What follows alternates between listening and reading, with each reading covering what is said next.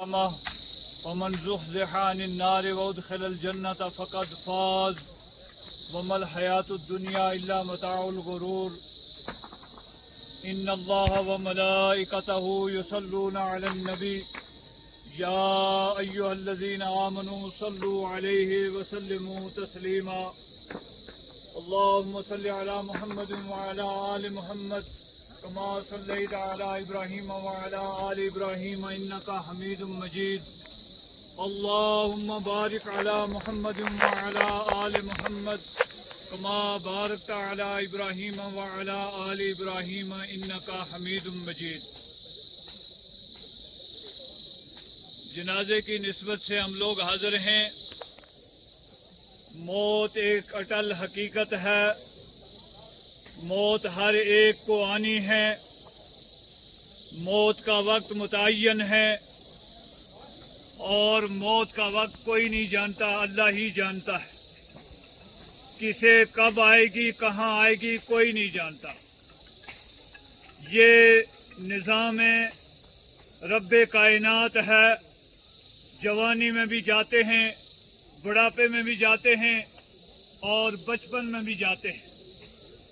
اللہ رب العالمین احکم الحاکمین نے قرآن کریم میں یہ ارشاد فرمایا ہے, یا ایھا الناس ان کنتم فی ریب من البعث فإنا خلقناکم من تراب ثم من نطفۃ ثم من علقۃ. اے لوگو, اگر تمہیں مر کر دوبارہ زندہ ہونے پر شک ہے, شبہ ہے, آؤ میں بتاؤں تمہیں. فإنا خلقناکم من تراب, ہم نے سب سے پہلے تمہیں مٹی سے پیدا کیا ہے. ہماری اصل مٹی ہے اور ابتدا بھی مٹی سے ہے, انتہا بھی مٹی سے ہے. میرے خیال سے جنازہ ادھر ہوگا, سارے لوگ ادھر تشریف لے آئیں. انا خلقناکم من تراب, ہم نے تمہیں مٹی سے پیدا کیا ہے.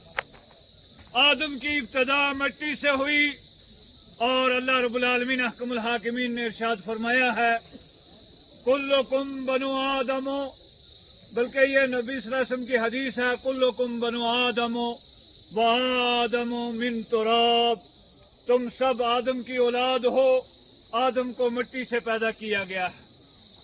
اور قرآن کریم میں اللہ تعالیٰ نے ارشاد فرمایا, ان مثل عیسیٰ عند اللہ کمثل آدم خلقہ من تراب ثم قال له کن فیکون. آدم کو مٹی سے بنایا گیا ہے اور سارے کے سارے آدم کی اولاد ہیں. فإنا خلقناکم من تراب ثم من نطفۃ ثم من علقۃ. پھر یہ مختلف مراحل بیان ہوئے ہیں. آدم سے آدم کی بیوی حضرت حوا کو پیدا کیا, پھر ان دونوں سے مل کر بے شمار انسانوں کو پیدا فرمایا اور فرمایا منکم من یتوفی من قبل, بتیرے ایسے ہیں جو پہلے ہی دنیا سے چلے جاتے ہیں. یعنی رحم مادر میں ہی ان کو چند ایام زندگی کے ملے, دنیا میں آنکھیں نہیں کھولی اور اس سے پہلے ہی اجل آ گئی اور پھر وہ بچے مردہ پیدا ہوتے ہیں. منکم من یتوفی من قبل ومنکم من یرد الی ارذل العمر, اور پھر ہم دیکھتے ہیں بتیرے جوانی میں جاتے ہیں, بتیرے بڑھاپے میں جاتے ہیں, اور ایسا بھی ہوتا ہے کہ ارذل عمر تک چلے جاتے ہیں. ارذل عمر وہ عمر ہو گئی کہ لکی لا یعلم بعد علم شیئا, انسان سب کچھ جاننے کے باوجود کچھ نہیں جانتا, بھول جاتا ہے. آخری عمر ہے, بڑھاپے کی عمر ہے, اور اس عمر کے بارے میں فرمایا ومن نعمرہ ننکسہ فی الخلق افلا یعقلون. فرمایا جسے ہم لمبی عمر دیتے ہیں اسے ہم تخلیق میں, پیدائش میں اس سب کا کیفیت پر موڑ دیتے ہیں. کمر جھک جاتی ہے, انسان سیدھا کھڑا ہونے کی طاقت نہیں رکھتا. پھر اس کے بعد موت کا مرحلہ ہے.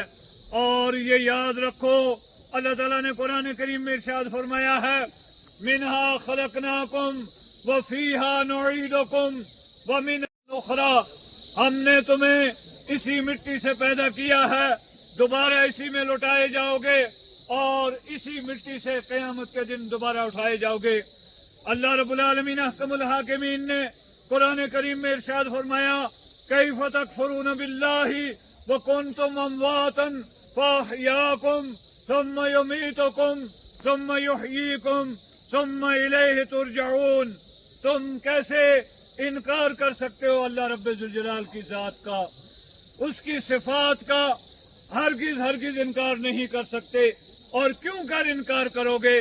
कैफ़ तकफुरून बिल्लाहि व कुंतुम अमवातन, तुम मुर्दा थे, अदम से तुम्हें वजूद बख्शा, आज हम यहाँ मौजूद हैं।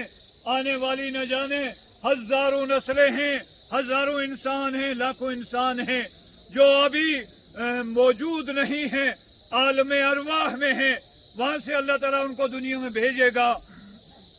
फरमाया कैफ़ तकफुरून बिल्लाहि व कुंतुम अमवातन फअहयाकुम, तुम मुर्दा थे यानी तुम कुछ भी नहीं थे, उसने तुम्हें जिंदगी बख्शी, जिंदगी अता फरमाई। फिर सुम्मा युमीतुकुम, फिर उसके बाद तुम्हें मौत अता करेगा। सुम्मा युहयीकुम, फिर दोबारा जिंदा करेगा। सुम्मा इलैहि तुरजऊन, फिर उसी की तरफ लौट कर जाना है।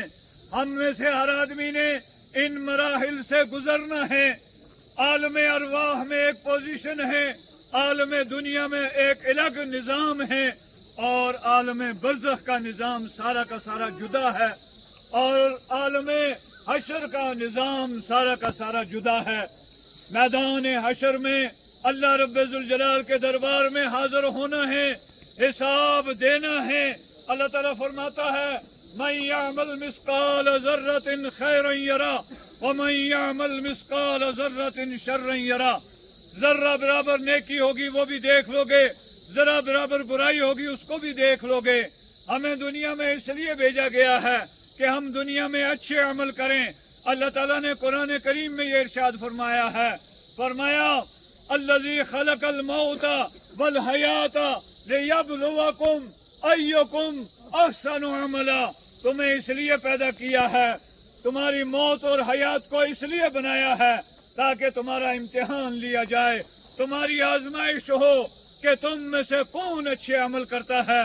लियब्लुवकुम, यह दुनिया इम्तिहान गाह है, यह दुनिया आजमाइश की जगह है, यह दुनिया इबरत की जगह है। फरमाया जगह जी लगाने की ये दुनिया नहीं है, यह इबरत की जगह है, तमाशा नहीं है। हम दुनिया में आए हैं, बड़े खुश नसीब होंगे उस सूरत में कि दुनिया से हम अपनी आखिरत के लिए कुछ साथ लेकर जाएं, अच्छे अमल करके जाएं, और बड़े महरूम किस्मत होंगे अगर दुनिया से हम खाली हाथ चले जाएं। दो बातें हमेशा समझने की हैं, दो बातें याद करने की हैं।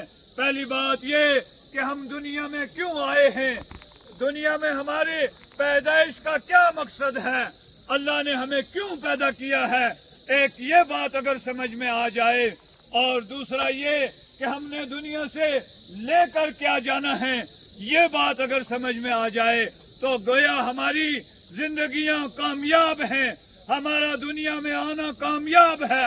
और अगर इन दो बातों में हम नाकाम रहे, ये न समझा, ये न परखा कि हमें दुनिया में क्यों भेजा गया है, और फिर जाते टाइम हम दुनिया से खाली हाथ जिस तरह आए उसी तरह चले गए, तो ये नाकामी है। दोस्तों बुजुर्गों, ज़ाहिरी जो चीजें हैं, ज़ाहिरी जो अशिया हैं, ज़ाहिरी जो मामलात हैं, मादी जो मामलात हैं, कोई दुनिया से जाने वाला अपने साथ कुछ नहीं ले जाता। कफन में कोई जेब नहीं होती, कोई रुपया नहीं, कोई पैसा नहीं। बड़े से बड़े बादशाह हमने देखा है, अपनी आंखों से देखा है, और ये रब का बनाया हुआ एक निजाम है, उसके मुताबिक आज तक कोई जाने वाला दुनिया से दुनिया की कोई चीज साथ नहीं लेकर गया। वो बड़े बड़े सिकंदर गए हैं, बड़े बड़े बादशाह गए हैं, बड़े बड़े मालदार गए हैं, लेकिन खाली हाथ दुनिया से जाते हैं। साथ जाते हैं तो नेक आमाल जाते हैं, आइज़ा हैं, अकरबा हैं, بھائی ہیں، بیوی ہے، خامد ہے یا ماں باپ ہیں، جتنے مرضی قریبی رشتہ دار ہوں، لیکن قبر تک ساتھ آتے ہیں۔ دفنانے کے بعد سارے کے سارے واپس چلے جاتے ہیں۔ قبر میں 2 گھنٹے کے لیے کوئی جانے کے لیے، کوئی رہنے کے لیے، کوئی اس میں سونے کے لیے تیار نہیں ہوگا، بلکہ سارے کے سارے باہر سے ہی واپس چلے جاتے ہیں۔ ساتھ جانے والے نیک عمل ہیں، اچھے عمل ہیں، اعمال صالحہ کرو، نماز روزے کی پابندی کرو، شریعت کے احکامات کی پابندی کرو، نبی پاک صلی اللہ علیہ وسلم پر کروڑوں درود و سلام نازل ہوں، ادب و احترام سے سارے درود شریف پڑھیں۔ اللہم صلی علی محمد وعلی آل محمد کما صلیت علی ابراہیم وعلی آل ابراہیم انک حمید مجید۔ اللہم بارک علی محمد وعلی آل محمد کما بارکت علی ابراہیم وعلی آل ابراہیم انک حمید مجید۔ آپ کی ذات، آپ کی ہستی، آپ کی شان نہایت بلند ہے۔ آپ نے ہمیں دنیا میں زندگی گزارنے، مرنے اور جینے کے اصول اور ضابطے بتائے ہیں، اور ہمیں یہ بتایا ہے کہ اچھا کام کیا ہے، برا کام کیا ہے، اچھائی کیا کیا ہے، کیا کیا کرنا چاہیے، وہ ساری چیزیں رسول اللہ صلی اللہ علیہ وسلم ہمیں بتا کر گئے۔ اور جن کاموں کو نہیں کرنا یا جو چیزیں ہمارے لیے نقصان دہ ہیں، ان کے بارے میں بھی آپ نے ہمیں مکمل طور پر اللہ کے حکم سے سمجھایا ہے۔ آپ نے خیر خواہی کی ہے، آپ نے ہمدردی کی ہے، اور مکمل دین ہم تک پہنچایا ہے۔ بچہ پیدا ہونے سے لے کر اور قبر میں دفنانے تک، اور پھر دفنانے کے بعد جو مراحل ہیں، جو مسائل ہیں، جو معاملات ہیں، وہ سارے کے سارے حضرت محمد رسول اللہ صلی اللہ علیہ وسلم نے ہمارے سامنے کھول کر بیان کر دیے، کوئی چیز چھپائی نہیں ہے۔ اور دوستو بزرگوں، دین آسان ہے۔ آپ صلی اللہ علیہ وسلم نے ارشاد فرمایا الدین یسر، دین آسان ہے۔ مثلاً ہمیں یہ حکم دیا گیا ہے کہ وضو کر کے کھڑے ہو کر نماز پڑھو۔ اگر وضو کے لیے پانی دستیاب نہیں ہے یا کوئی آدمی نہایت بیمار ہے کہ وضو کرنے سے اس کو دقت ہوتی ہے، اس کے لیے تیمم کا نظام رکھا ہے، تیمم کی اجازت رکھی ہے۔ اسی طرح اگر کوئی آدمی کھڑے ہو کر نماز ادا نہیں کر سکتا، اس کے لیے بیٹھ کر نماز پڑھنے کی اجازت دی گئی ہے، اور بیٹھ کر نماز نہیں پڑھ سکتا، اشارے سے نماز کی اجازت دی گئی ہے۔ دین میں آسانیاں ہیں، ہمیں یہ سمجھنے کی کوشش کرنی چاہیے ہمارے دنیا میں آنے کا مقصد کیا ہے۔ اللہ رب العالمین احکم الحاکمین نے قرآن کریم میں یہ مقصد خود بیان فرمایا ہے۔ فرمایا وما خلقت الجن والانس الا لیعبدون، میں نے جنوں اور انسانوں کو اس لیے پیدا کیا ہے کہ وہ میری عبادت کریں۔ ہماری پیدائش کا مقصد اللہ کی عبادت ہے، اللہ کے بتائے ہوئے فرامین و قوانین کے مطابق زندگیاں گزارنا ہے۔ اللہ تعالیٰ نے ہماری سہولت کے لیے بے شمار اشیاء پیدا فرمائی ہیں۔ فرمایا هو الذی خلق لکم ما فی الارض جمیعا، پاک ہے وہ ذات جس نے تمہارے لیے زمین کی ساری چیزیں پیدا فرمائی ہیں۔ اس زمین میں کتنی چیزیں ہیں ہم گن نہیں سکتے، ہم شمار نہیں کر سکتے، اتنی نعمتیں ہیں۔ اللہ فرماتا ہے وَإِن تَعُدُّوا نِعْمَةَ اللَّهِ لَا تُحْصُوهَا، اگر تم اللہ کی نعمتوں کو گننا چاہو، شمار کرنا چاہو، نہیں شمار کر سکتے، نہیں گن سکتے۔ اتنی نعمتیں اللہ تعالیٰ نے عطا فرمائی ہیں۔ یہ زمین ہے ہمارے رہنے کے لیے، آسمان کو چھت بنایا، آسمان سے پانی برسایا، زمین سے روزیاں پیدا فرمائی، اور روزیاں بھی بے شمار ہیں، غلے جات ہیں، سبزیاں ہیں، پھل ہیں، اناج ہیں، یہ ساری چیزیں انسان کے لیے پیدا کی گئی ہیں۔ فرمایا هو الذی خلق لکم ما فی الارض جمیعا،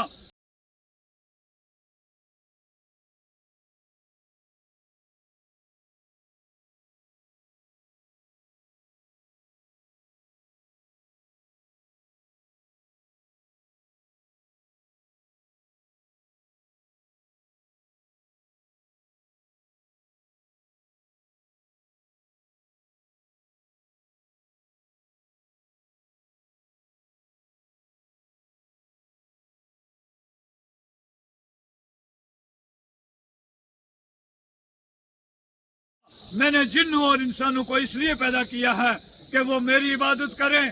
عبادت کی جتنی اقسام ہیں وہ اللہ کے لیے خاص ہیں.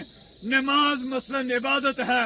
نماز میں قیام ہے, رکوع ہے, سجدہ ہے, جھکنا ہے, یہ سب اللہ کے لیے خاص ہیں. عبادت کی یہ صفت صرف اور صرف اللہ کے لیے ہے. اسی طرح دعا ہے. دعا ایک عبادت ہے اور مستقل عبادت ہے. دعا اللہ سے مانگنی ہے اور اللہ تعالیٰ اعلان فرماتا ہے ادعونی استجب لکم, تم مجھ سے مانگو میں تمہاری دعاؤں کو قبول کروں گا. ہم ان نظام کے مطابق, ان اصولوں کے مطابق, اس دستور کے مطابق ہم رب سے مانگتے ہی نہیں ہیں.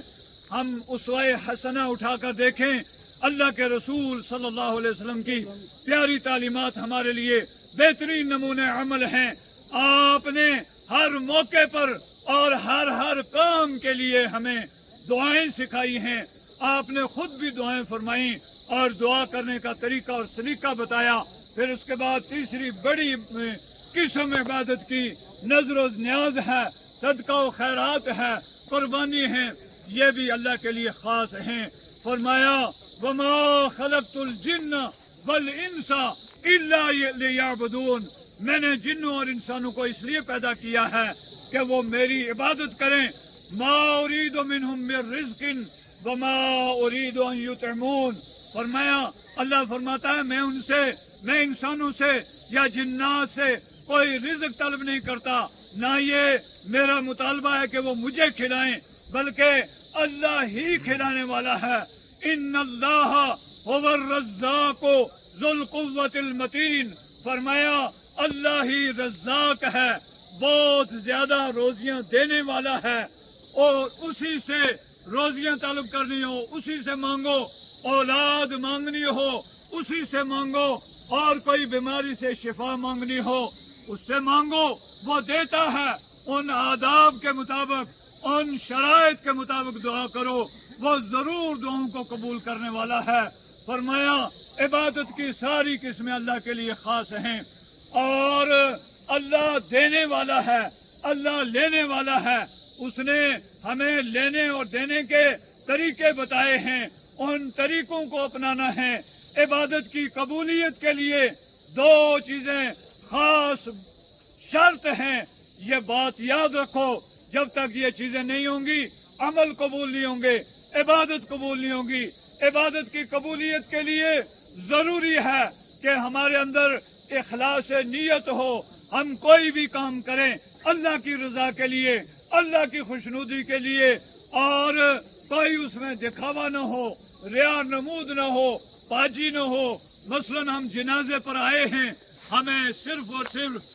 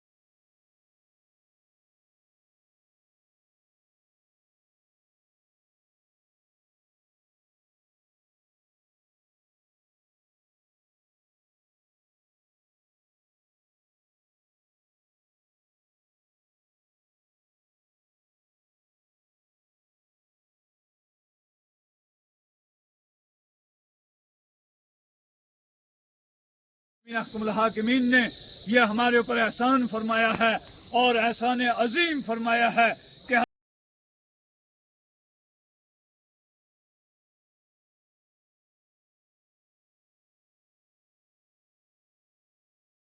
वाक़यात हैं, मामलात हैं, ज़रूरियात हैं, मसाइल हैं, वो तरीके हैं, ज़ाब्ते हैं, वो सारे के सारे आपने बताए। आपके घर में मौत वाक़या होती है, सबसे पहले आपकी बीवी हज़रत खदीजतुल कुबरा रज़ी अल्लाह ताला अन्हा जो सबसे पहली खातून हैं जिन्हें ये शर्फ हासिल है कि हज़रत रसूलुल्लाह के अक़द में आई और एक बेटे को छोड़कर सारी औलाद, 4 बेटियां और 2 बेटे खदीजतुल कुबरा रज़ी अल्लाह ताला अन्हा से हैं। और खदीजतुल कुबरा को ये भी शर्फ हासिल है, जब तक माई खदीजतुल कुबरा जिंदा रही रसूलुल्लाह सल्लल्लाहु अलैहि वसल्लम ने और कोई अक़द निकाह नहीं फरमाया, वो वफात पा जाती हैं। आपके वो प्यारे चचा अबू तालिब जिन्होंने 42 साल तक रसूलुल्लाह का साथ दिया है, उसर में भी, युसर में भी, खुशी में भी, तंगी में भी, और यहाँ तक के शेब अबी तालिब में तकरीबन 2.5 साल से ज्यादा अरसा पत्ते चबाकर मुश्किल हालात में भी अबू तालिब ने साथ दिया, वो वफात पा जाते हैं। फिर आपकी 3 बेटियां आपकी मौजूदगी में, सैयदना ज़ैनब रज़ी अल्लाह ताला अन्हा, सैयदा उम्मे कुलसूम रज़ी अल्लाह ताला अन्हा, सैयदा रुक़ैया रज़ी अल्लाह ताला अन्हा, ये 3 बेटियां और 2 बेटे या 3 बेटे आपकी मौजूदगी में, सैयदना कासिम और सैयदना अब्दुल्ला ताहिर तोयब और सैयदना इब्राहिम रज़ी अल्लाह ताला अन्हु, ये आपकी मौजूदगी में वफात पाते हैं। आपने हमारे लिए दर्स छोड़ा है, नमूना छोड़ा है, तरीका बताया है, सलीका बताया है, गुस्ल कैसे देना है, कफनाना कैसे है, कफन में कितने कपड़े होने चाहिए, और फिर तदफीन कैसी होनी चाहिए, जनाजा कैसे होना चाहिए, ये सारी चीजें, ये सारी तालीमात आपने बताई। फिर उसके बाद दफन करने के बाद जो मामलात हैं, तदफीन के मामलात, वो सारे बयान किए हैं, कब्र कैसी होनी चाहिए, और फिर उसके बाद ये सारी जो जाने वाला जायदाद छोड़ कर जाता है, जो उसके हुकूक हैं, वो सारी बातें तफसील से बयान फरमाई हैं। फरमाया 4 चीजें हर मरने वाले के साथ जरूरी हैं। एक पहला फरीजा है, ये फरीजा है कि उसका कफन दफन शरीयत के उसूलों के मुताबिक किया जाए, और जो तरीका, जो नमूना, जो तालीम हजरत रसूलुल्लाह ने दी है, उसके मुताबिक कफन दफन होना चाहिए। उसके बाद अगर जाने वाले पर कोई कर्ज है, उस कर्जे को अदा करना है, और ये अहम तरीन फरीजा है। रसूलुल्लाह सल्लल्लाहु अलैहि वसल्लम को रब्बे कायनात ने रहमतुल लिल आलमीन बनाकर भेजा है, और ये रहमतुल लिल आलमीन किसी इंसान ने, किसी फरिश्ते ने, किसी जिन्नात में से किसी ने ये लक़ब आपको नहीं दिया, ये लक़ब आपको अर्श वाले ने दिया है, और ऐलान फरमाया है वमा अरसलनाका इल्ला रहमतुल लिल आलमीन, वो रहमतुल लिल आलमीन है।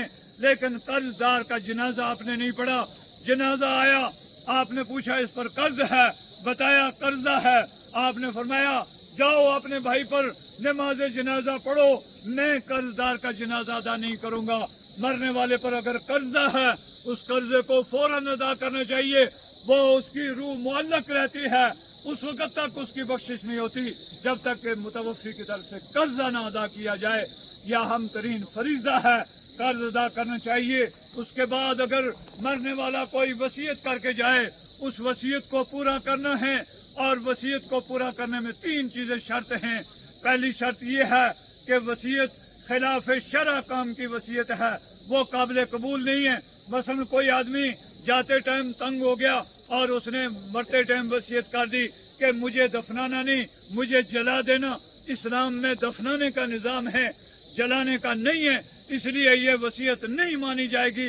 इसी तरह और कोई भी खिलाफ शरअ काम की वो वसीयत कर जाए, वो काबिल कबूल नहीं है। दूसरी बात ये कि अगर वरसा के हुकूक के बारे में कोई वसीयत करके जाए, मसलन एक बेटे से खुश है और उससे कहे कि इसको ज्यादा जायदाद मिल जाना, दूसरे से नाराज है और कह दे कि इसको कम जायदाद देना, शरीयत इसको तस्लीम नहीं करती। हर एक के हुकूक अल्लाह ताला ने मुकर्रर कर दिए हैं, और वसीयत में वारिस के हक में वसीयत नहीं है, اور تیسری وصیت میں کے سلسلے میں یہ شرط ہے، اگر کوئی آدمی